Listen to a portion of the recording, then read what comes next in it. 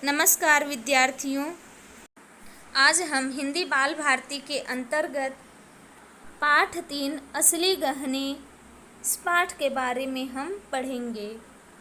असली गहने यह पाठ ईश्वर चंद्र विद्यासागर जो कि महान समाज सुधारक थे इनके बारे में है। ईश्वर चंद्र विद्यासागर जी ने कहा है, अपने हित से पहले समाज और देश के हित को देखना एक विवेक युक्त सच्चे नागरिक का धर्म होता है। तो ईश्वर चंद्र विद्यासागर के बारे में अगर हम बात करते हैं तो इन्होंने मुख्य रूप से विधवा पुनर्विवाह पर विशेष जोर दिया था। जो विधवा स्त्रियां हैं उनकी शादी जो है उसको करवाने के लिए इन्होंने समाज में पहल भी की थी। इन्होंने अपने बेटे का विवाह भी जो है वो एक विधवा से ही कराया था, जो कि भारतीय समाज के लिए एक बेहतर उदाहरण के रूप में हुआ था। उन्होंने दीन दुखियों और दलितों की बहुत सहायता भी की थी।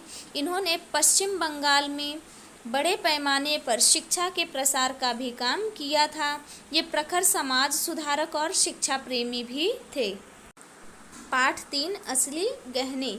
जैसे ही आप गहने शब्द सुनते हैं तो आपके दिमाग में आभूषण जो कि स्त्रियां पहनती हैं वो आपके सामने आता है, लेकिन इस पाठ में ऐसा नहीं है। इस पाठ में प्रसिद्ध समाज सेवी ईश्वरचंद्र विद्यासागर के बचपन की एक प्रेरक घटना का वर्णन किया गया है।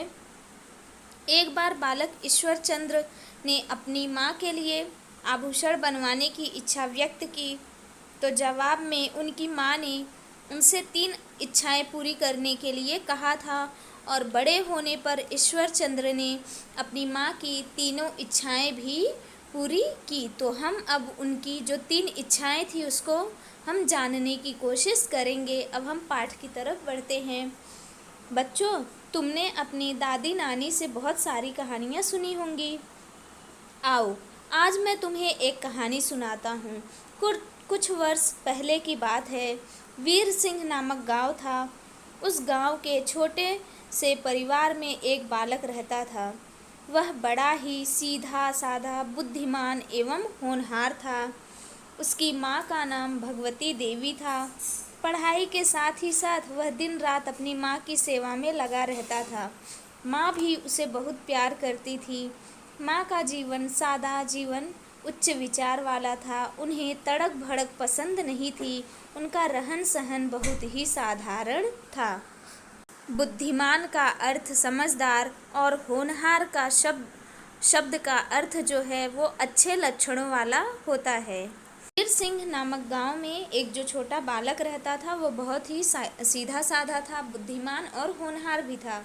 उसकी माताजी का नाम क्या था? भगवती देवी था। और दोनों भी सादा जीवन उच्च विचार वाले थे। पढ़ाई के साथ वो जो बालक था वो अपनी माता की सेवा भी करता था, जैसे आप लोग करते हैं। उन दोनों जन को भी तड़क भड़क नहीं पसंद थी। तड़क भड़क यानी कि ठाठ बाट से रहते हैं ना, मतलब दिखावे के लिए, वैसा उन्हें पसंद नहीं था। दोनों भी बहुत ही साधारण और सरल स्वभाव के व्यक्ति थे। एक रोज गांव में बारात आई। गांव की अधिकांश औरतें आभूषणों से सुसज्जित होकर बारात देखने गई, मगर उसकी माँ के पास एक भी गहना नहीं था। यही बात उसने एक उत्सव में भी देखी थी। अपनी माँ को वह नए नए कपड़ों और गहनों से सजी धजी देखना चाहता था, पर क्या करता, वह तो अभी छोटा था। उसने मन ही मन तय कर लिया कि वह बड़ा होकर वह भी अपनी माँ के लिए गहने जरूर बनवाएगा। तो इसमें ये जो छोटा बालक है वो देखता है कि गांव में जितनी भी औरतें हैं सभी आभूषणों से गहनों से सज कर बारात देखने गई हैं, लेकिन उसकी जो माँ है वो गहने नहीं पहन कर गई हैं, एकदम सादे में गई हैं। तो वो जैसे आप अपनी माँ को देखते हैं तो इच्छा होती है कि वो सजी धजी रहें, तो ठीक वैसे ही उस बच्चे के मन में भी ये विचार आया कि वह भी बड़ा होकर अपनी माँ के लिए गहने बनवाएगा। एक रात भोजन करने के बाद माँ के पैर दबाते समय उसने मन की बात स्पष्ट करने के लिए पूछा, माँ, तुम्हारे पास अच्छा कपड़ा और गहना नहीं है ना? नहीं तो, मगर बात क्या है बेटा? माँ ने अचरज से पूछा। अचरज का अर्थ होता है आश्चर्य। माँ, मेरी इच्छा है कि तुम भी गांव की अन्य औरतों की तरह नए कपड़े पहनो और गहनों से सज धज कर किसी आयोजन में जाया करो। फिर बालक ने पुलकित होकर कहा। पुलकित का अर्थ जो है गदगदिया आनंदित होकर कहा।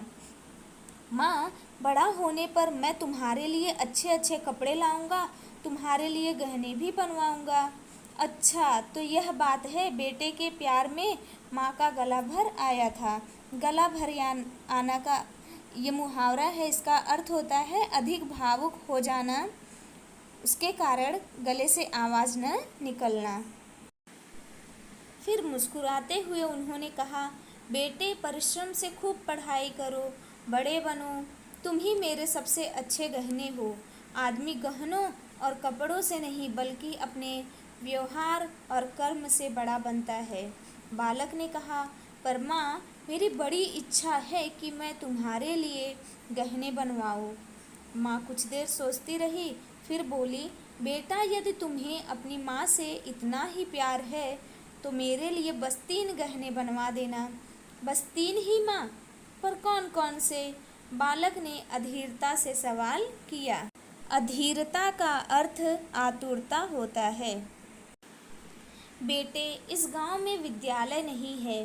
विद्यालय दूर होने के कारण गांव के बच्चे अशिक्षित रह जाते हैं। अशिक्षित यानी कि पढ़ लिख नहीं पाना, वे प्रगति नहीं कर पाते। इसलिए गांव में एक पाठशाला खुलवा देना। मरीजों के उपचार की कोई व्यवस्था नहीं है यहाँ। उचित उपचार के अभाव में छोटे बच्चे एवं जवान अकाल मृत्यु के शिकार हो जाते हैं। अभाव यानी कि कमी, अकाल मतलब कि बिना किसी समय के। अतः एक अस्पताल की स्थापना करवाना। गरीब अनाथ बरसात में भीगते हैं, जाड़े में ठंड से ठिठुर कर अपनी रात गुजारते हैं। ठिठुरना का अर्थ होता है सर्दी से सिकुड़ जाना। उनके रहने खाने के लिए एक अनाथालय बनवा देना। अनाथालय यानी कि वह स्थान जहाँ बेसहारा लोग रहते हैं। बस यही 3 असली गहने मेरे लिए बनवा देना बेटा। माँ ने बेटे की पीठ पर हाथ फेरते हुए कहा। बेटे की आंखों में आंसू छलक आए। वह सोचने लगा, माँ कभी भी अपने लिए कुछ नहीं मांगती, हमेशा दूसरों के लिए ही चिंतित रहती हैं। बालक ने माँ के पैर छुए और उसी दिन से माँ की इच्छा पूरी करने में जी जान से लग गया। आगे चलकर उसने माँ की तीनों इच्छाएं पूरी की। केवल इतना ही नहीं, उसने देश और समाज की भलाई के लिए अनेक काम किए। जानते हो यह बालक कौन था? यही बालक आगे चलकर ईश्वर चंद्र विद्यासागर के नाम से विख्यात हुआ। विख्यात का अर्थ जो है वो प्रसिद्ध या जिसकी बहुत ही ख्याति हो। विद्यासागर जी ने अपना पूरा जीवन समाज सेवा के लिए समर्पित कर दिया। लेखक है दीनदयाल शर्मा दिनेश्वर। तो आपको इस पाठ में हमने देखा कि ये जो बालक है ईश्वर चंद्र विद्यासागर जो हैं वो अपनी माँ से ही ये गुण सीखे थे। जो समाज सेवा की भावना थी वो उनकी माताजी से ही इनमें भी आया था। आगे चलकर इनकी यही समाज सेवा इनकी पहचान भी बनी। धन्यवाद।